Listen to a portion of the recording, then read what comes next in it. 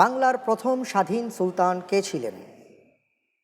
ক শামসুদ্দিন ইলিয়াস শাহ, খ ইখতিয়ারউদ্দিন মোহাম্মদ খিলজি, গ ফখরুদ্দিন মুবারক শাহ, ঘ শামসুদ্দিন ফিরোজ শাহ। আলহামদুলিল্লাহ, এই প্রশ্নের উত্তর হবে ক শামসুদ্দিন ইলিয়াস শাহ। বুঝে শুনে বলছেন? জি ইনশাআল্লাহ। লাইফ লাইন ছিল দুটো, ইনশাআল্লাহ। ইনশাআল্লাহ ইনশাআল্লাহ। লক করে দেব। জি ইনশাআল্লাহ। ফ্রিজ করে দেয়া হোক ক শামসুদ্দিন ইলিয়াস শাহ। এখানে তো আরেকজন শামসুদ্দিন ছিল। উনি ছিলেন 1301 সাল থেকে 1322 সাল পর্যন্ত। আচ্ছা, তো উনি প্রথমভাবে স্বাধীন সুলতান ছিলেন শামসুদ্দিন ইলিয়াস শাহ। আপনি যেটা বললেন আমি দেখি স্ক্রিনে কি উঠে। ইনশাআল্লাহ। ইনশাআল্লাহ।